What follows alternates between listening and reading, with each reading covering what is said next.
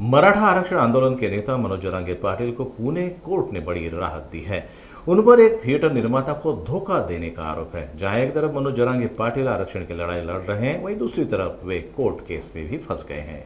मराठा आरक्षण आंदोलन के नेता मनोज जरांगे पाटिल पर एक थिएटर निर्माता को धोखा देने का आरोप लगाया गया है। इस मामले में आज उनकी पुणे सेशन कोर्ट में पेशी हुई। इस बार पुणे कोर्ट ने उन्हें राहत दे दी, साथ ही समझाया भी दी। पुणे कोर्ट ने मनोज जरांगे पाटिल का गिरफ्तारी वारंट रद्द कर दिया है। प्रथम मजिस्ट्रेट एसी बिराजदार ने मनोज जरांगे पाटिल के खिलाफ यह गिरफ्तारी वारंट जारी किया था। अभियोजकों ने गिरफ्तारी वारंट रद्द करने का विरोध किया। हालांकि कोर्ट ने मनोज जरांगे पाटिल का गिरफ्तारी वारंट रद्द कर दिया, लेकिन इससे उन्हें एक समझ भी मिली है। मेहरबान कोर्टाने मनोज जरांगे पाटलांवर वॉरंट काढलं होतं, कारण ते 23 तारखेला कोर्टापुढे हजर नव्हते। त्यामुळे आज जी पुढची तारीख होती त्या तारखेला मनोज जरांगे पाटील हजर झाले। कोर्टापुढे आम्ही असा अर्ज केला की मागच्या तारखेला ते गैरहजर असण्याचं कारण म्हणजे ते त्यावेळेला अमरण उपोषणाला बसले होते 20 तारखेपासून 24 तारखेपर्यंत, आणि 23 तारखेला कोर्टामध्ये यायची त्यांची परिस्थिती नव्हती। त्यांना चालण्याला त्रास होत होता आणि डॉक्टरांनी प्रवास करण्यापासून त्यांना मज्जाव केला होता, आणि त्यामुळे ते 23 तारखेला त्यांच्या गावाहून पुण्यापर्यंत प्रवास करू शकत नव्हते, म्हणून ते कोर्टामध्ये आले नाही। मागच्या वेळी 31 मेला ते स्वतःहून कोर्टापुढे हजर झाले होते आणि त्यांनी वॉरंट कॅन्सल करून घेतलं होतं। ती तारीख नसताना ते स्वतःहून हजर झाले होते। पण त्यावरून मी कोर्टाला असं सांगितलं की त्यांची जी कॉन्डक्ट आहे ती चांगली आहे, कोर्टाबद्दल त्यांना खूप हे आहे, म्हणजे कोर्टाबद्दल आदर आहे, त्यामुळे 31 तारखेला ते कोर्टापुढे हजर झाले होते।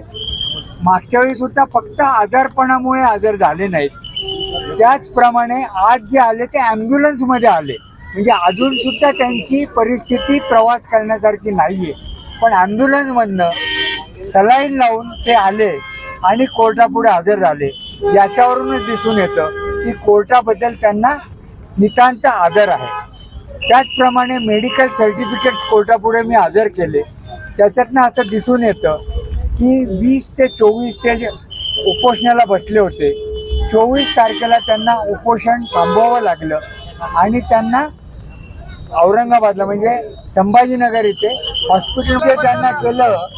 त्याच्यामध्ये किडनीला त्यांचा त्रास झालाय, किडनीचं इन्फेक्शन झालंय, हायपोग्लायसेमिया झालाय आणि इतरही काही आजार आहे, त्यामुळे त्यांना ॲडमिट केलं होतं। त्यांनी डॉक्टरांच्या सल्ल्याच्या विरोधात ते डिस्चार्ज घेतला आणि ते कोर्टामध्ये जरा पुढची तारीख सांगा आणि किती बॉन्ड? 3 सप्टेंबरला पुढची तारीख ठेवलेली आहे, आणि जो बॉन्ड आहे तो 3000चा बॉन्ड त्यांनी मेहरबान कोर्टापुढे दिला। उपोषणामुळे मला प्रचंड त्रास आणि मी इथंच नाही तर इथं जातोय, डिस्चार्ज मिळाल्याच्या नंतर या ॲम्ब्युलन्स मधूनच जातोय, कारण या काही चांगली पण राहते लगेच खराब पण होते, त्यामुळे मला ॲम्ब्युलन्स सन्मान करतो न्यायाधीशांचा, कायद्याचा, संविधानाचा, म्हणून तर ॲम्ब्युलन्स मध्ये आलो।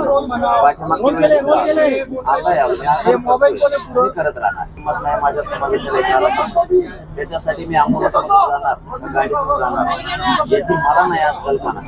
पण दौरा 7 ऑगस्ट ते 13 ऑगस्ट पर्यंत पूर्ण होणार आणि मराठ्यांना ओबीसीतून आरक्षण दिल्याशिवाय ती शांत बसणार नाही।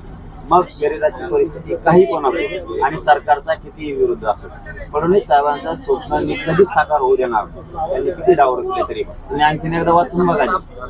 त्याच्याशी माझा नाटकाशी आहे, पैशाशी माझा संबंध नाही, कारण मी जिंदगीत खोटं बोलत नाही। छत्रपतींचे विचार चालवतात त्यावेळेस मी खोटं बोलत नाही। आणि आमचे ते दुसरे 2 बांधव आहेत, त्यांनी सुद्धा दिलेल्या असावेत अशी शक्यता आहे। मला माहित नाही त्यांनी दिले का नाही, कारण त्यांचा हिस्सा होता। प्रकाश आंबेडकर साहेबांना आम्ही मानतोय, मानत राहणार, त्यांनी काय टीका करावी काय नाही करावी हा त्यांचा भाग, पण आम्ही मानतो ते त्यांनी समजून घ्यावं, कारण शेवटी जो लीडर आहे गरिबांचा, वंचितांचा, त्यांच्याकडून गोरगरिबाला अपेक्षा असते, तशी आम्हाला सुद्धा आमच्या बाजूला लढतील हे आम्हाला अपेक्षा।